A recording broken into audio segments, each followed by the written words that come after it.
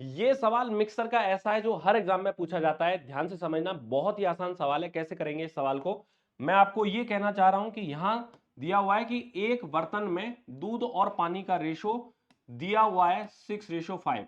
क्या आप ये बात जानते हैं कि इसमें जितना भी टोटल मिक्सचर होगा, इसमें से कितना भी आप भाग निकालो, उसके बाद रिमेनिंग जो हिस्सा बचेगा उसमें दूध और पानी का रेशो 6:5 ही बचेगा।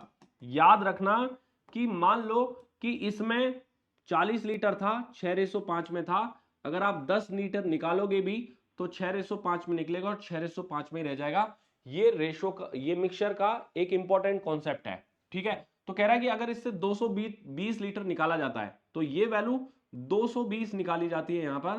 तो आप कहोगे कि x में से 220 निकाल भी लेगा तो जो बचा हुआ मिक्सचर है x माइनस 220, इसमें भी दूध और पानी का रेशो 6:5 हो जाएगा। ये एक इंपॉर्टेंट कॉन्सेप्ट है जो हमें ध्यान रखना है। अब कह रहा है कि अगर मैं इसमें ये निकालने के बाद 12 लीटर पानी मिला दूं, अगर मैं इसमें पानी मिला देता हूं 12 लीटर पानी मिला देता हूं, तो ये रेशो बदलेगा।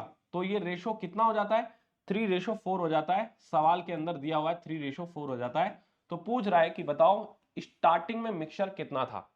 तो x की वैल्यू यहां से पूछना चाहा है, तो आप कहोगे कि एक रेशियो में कुछ चेंज करें और नया रेशियो आए तो हम क्रॉस प्रोडक्ट लगा सकते हैं, या फिर यूं कहें हम कि यहाँ 12 लीटर पानी डाला है। कितना डाला है, 12 लीटर पानी डाला है, तो दूध की वैल्यू दोनों जगह बराबर होगी, ऐसा हम कह सकते हैं।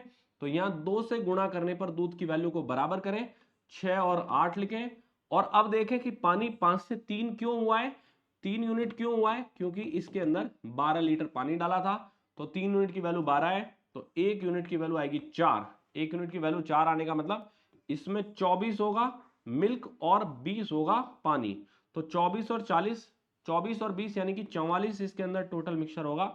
तो आप कहोगे कि ये तो पहले से 220 कम है, तो 220 और जोड़ दे 44 के अंदर, तो 264 आपका करेक्ट आंसर आ जाएगा। यही उत्तर है।